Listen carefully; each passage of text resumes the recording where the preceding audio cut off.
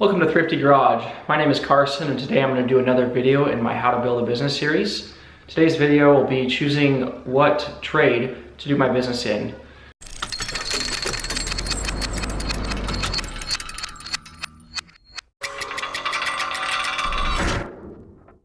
A little background on me. I've been in the landscaping industry for the last 10 years, so a lot of my business will be built around my past experiences. A lot of the concepts learned in this video series could be used in other trades such as construction, concrete framing, roofing, sheetrock, any of the trades businesses, service industry type businesses could follow many of the same tips and tricks that I've used to start my business to start their business. So this is not just simply how to build a landscape business, but this is how to build a business. And obviously my past experiences have led me to kind of go into the green industry. I started working for a small company in Utah doing high-end residential installs. Many of our installations were over $100,000 per job, some as low as $50,000 and some upwards of $500,000 for a residential install. One of the biggest jobs I did was on a $3 million home, and it was a very extensive renovation. So we've done a variety of projects with that company. I learned a lot working for that company.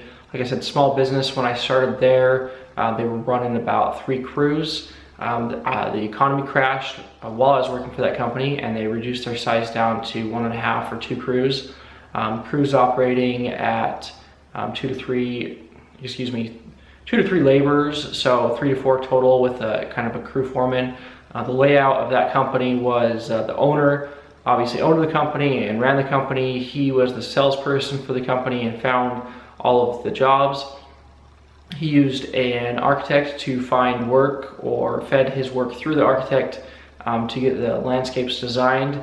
From that point, he would have a superintendent or a site supervisor manage the work, manage the plant material and the equipment and dump trucks and all of the scheduling needed to go with that, and get the guys in place and follow the plan, and then he'd have 2 or 3 guys underneath him performing the work. So that's where I started, and I started from the ground up. I actually called that company out of the Yellow Pages. I was moving to the area looking for work, and he basically said I was hired. He was just looking for someone. I think I started at 10 bucks an hour. So I started with that company, worked there for several years, and at which point I pushed to be a site supervisor.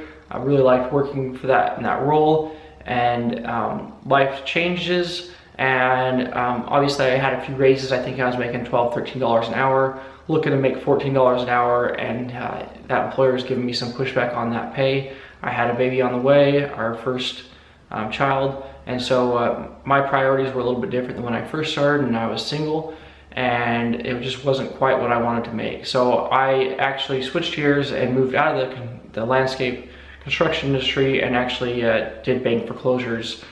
This was right after the economy crashed, like I said, so there were a lot of bank foreclosures on the market.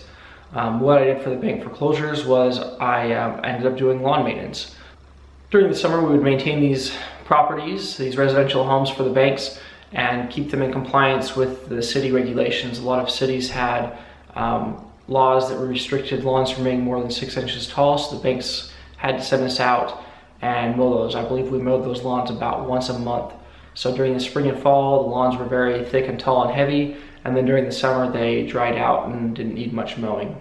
So we'd mow the lawns during the summer, we would do janitorials and change out locks on homes, and then during the winter we would also winterize the home. So I learned quite a bit about DIY home repair, which has definitely lended to my Thrifty Garage YouTube channel, and just knowing a variety of services.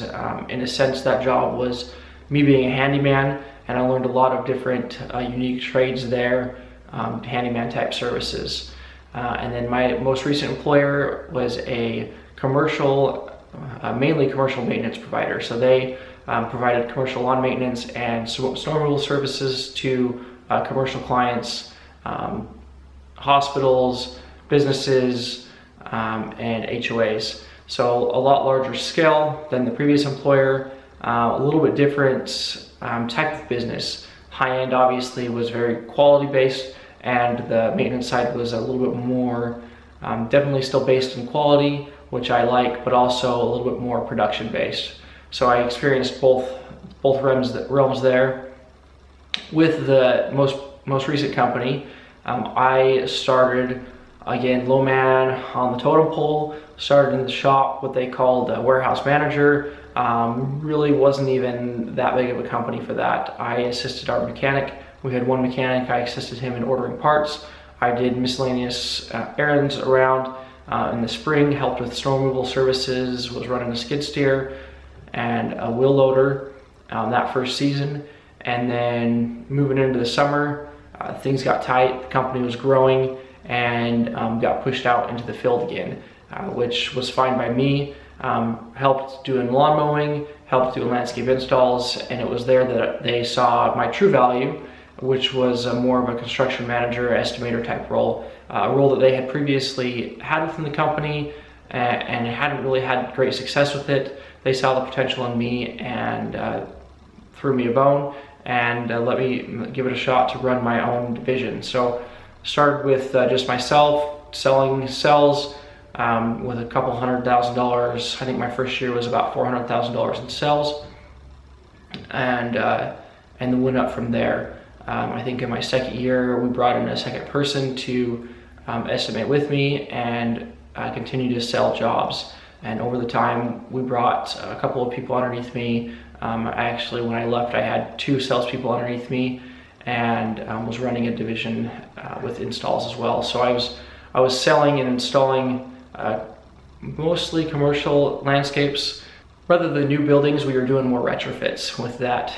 We also did a lot of residential. My true desire was to be in the high-end residential, which we tried to do, but I had a really hard time kind of penetrating that market.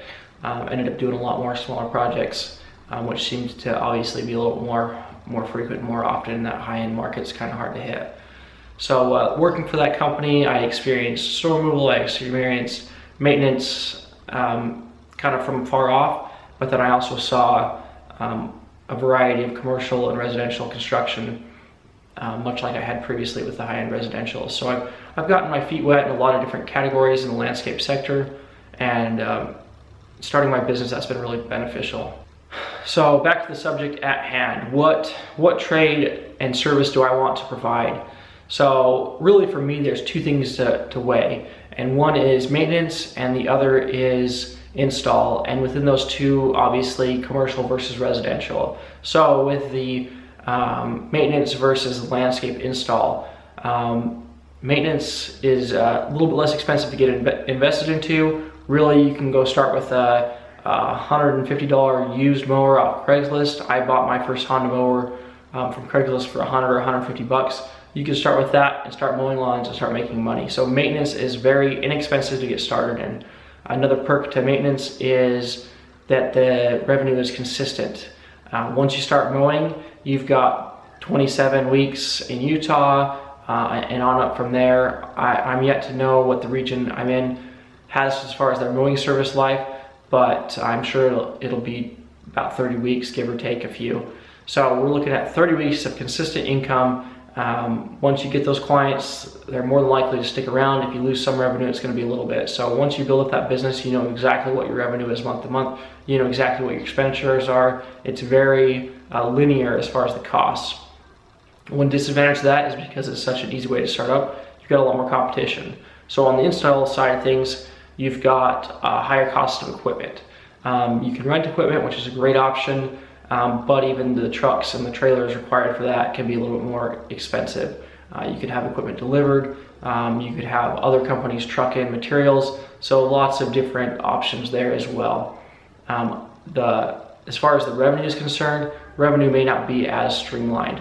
So you win a $20,000 job, and let's say in the month of April, and that might last you the month of April, and then maybe you don't have another job until June that's a $50,000 job, and then you're scrambling for the months in between to get your revenue up, and then you might have clients that are wanting services done and you're not able to meet those needs. So a little bit harder to schedule, a little bit harder to manage, but there is a higher profit in those jobs as well. So a little bit to weigh in on that. As far as commercial versus residential, as far as me starting out as an owner-operator, commercial is going to be a little bit more difficult to get into. Commercial is looking for a more established company Eventually I'd like to get into those type of services, but residential is going to be where I start, simply because that clientele is going to be a little bit more open to the idea of hiring someone who's new and fresh and just started in the area, and that will get my business started and growing and get my basis started.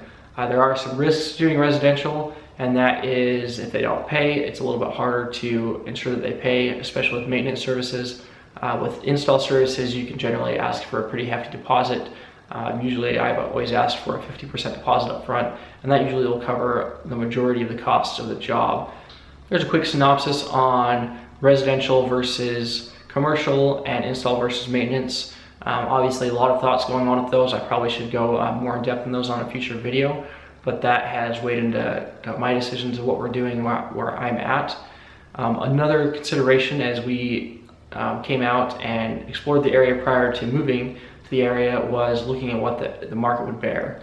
When we came out here, this is an area that does not require irrigation system for much of the season. So this year they had about 3 weeks of a dry spell, and that was their drought, whereas in Utah we had 3 or 4 months without rain. So quite a significant difference there. Obviously sprinkler services may not be my strong suit, something that I've done in the past and enjoy doing. So sprinkler services may not be as important to people here, and so I need to take that into consideration.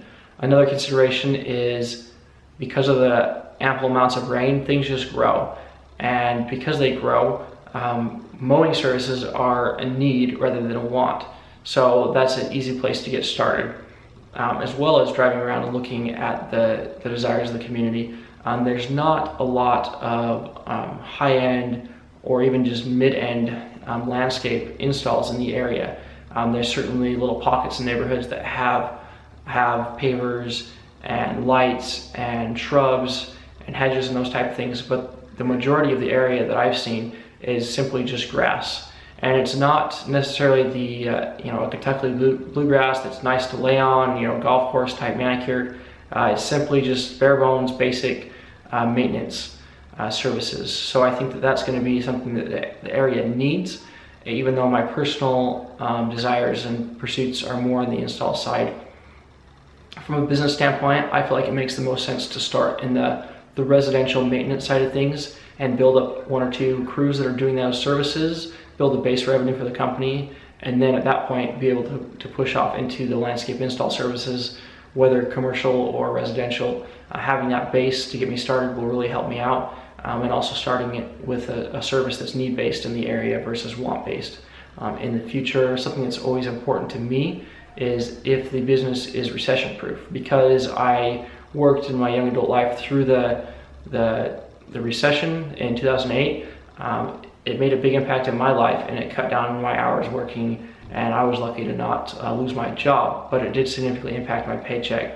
So something that I always keep in mind is it recession-proof. And that's one thing with landscape install, is that it is not super recession-proof. Maintenance services will need to continue, but install services will likely dwindle. So keep that in mind, and that's why I'd like to grow that part of the company later on as I'm more stable, and then if a recession or anything like that does happen, I'm able to reel it back and keep going on those core services. Well, I feel like I'm getting a little bit long-winded on this video, so like I said, I'll have to break this down in a few other videos that go into more detail, especially on those services. But that's kind of a quick synopsis on what I plan to do and why I plan to do it. Again, thanks for watching Thrifty Garage. Please like, comment, and subscribe.